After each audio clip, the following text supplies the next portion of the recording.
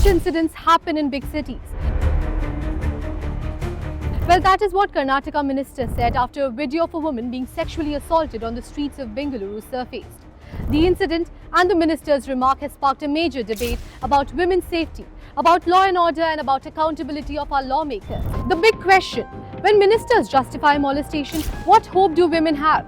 Note this, G. Parmeshwara is the Home Minister of Karnataka, the minister responsible for maintaining law and order in the state. Now, before we get into details, let's understand what happened on 3rd of April. A man molested a woman in the Bharti layout area of Bengaluru. The incident took place at around 1:52 a.m. If you look at the CCTV, the man can be seen approaching two girls who were walking down a street in the area. He then confronted the victims, groped one of them while the other tried to protect her, and then he fled. The entire incident was caught on CCTV camera. The police have booked the man for sexually harassing two women. Moreover, a case has been registered under section 354B, which accounts for assault or use of criminal force with intent to disrobe a woman. The incident once again shook the nation, raising serious questions. Do these criminals even fear the law? And this isn't one such isolated incident. I won't flip too many calendar pages, but let's talk about incidents that have come to light in the last 10 days from Bengaluru.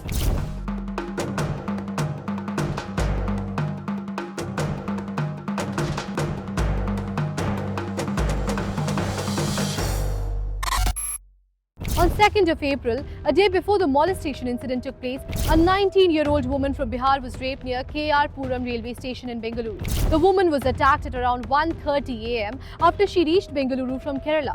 At around 1 a.m., she got off the KR Puram railway station. Her brother had come to pick her up at the railway station. Now, after arriving in Bengaluru, the duo proceeded towards a restaurant for dinner. However, they were followed by two individuals who assaulted them and raped the woman. The attackers overpowered her brother while the other allegedly dragged the woman to a secluded area and sexually assaulted her. On 6th of April, a 30-year-old badminton coach was arrested for raping his 16-year-old student in Bengaluru.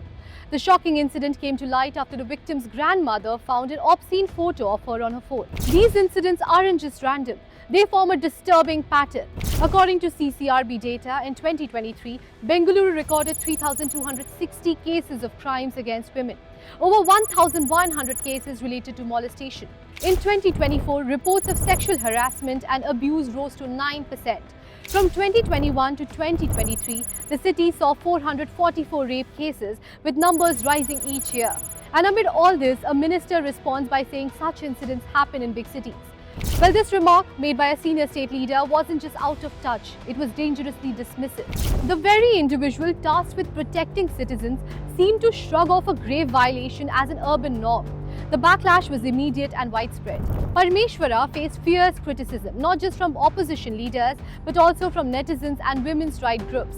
He eventually issued an apology. But the damage was done. And this is not the first time that Indian politicians have made outrageous statements on sexual crimes. Let's not forget, on December 16, 2021, Congress leader K.R. Ramesh Kumar made a shocking statement inside the Karnataka parliament. He said, and I quote, "There is a saying that when rape is inevitable, lie down and enjoy it. That is exactly the position which you are in." When rape is inevitable, lie down and enjoy it. But that's exactly the position into which you are. In 2012, West Bengal Chief Minister Mamata Banerjee said that rape cases in India were on a rise because men and women had the opportunity to interact with each other more freely. Just 2 years later, Samajwadi Party Chief Mulayam Singh Yadav opposed death penalty for rape. He said, "Ladke ladke hai, galti ho jati hai." Roughly translating to boys will be boys, they commit mistakes. यही लड़के हैं, गलती हो जाती है. Former Haryana Chief Minister Om Prakash Chautala went so far as to suggest that lowering the age of marriage would help curb rape cases. These statements expose a deeper, more disturbing problem, a mindset among some leaders that continues to downplay sexual violence, shift blame and offer zero accountability. When women can't walk freely on the streets or trust their own teachers, and when leaders minimize crimes as city issues, it's time for a hard reset.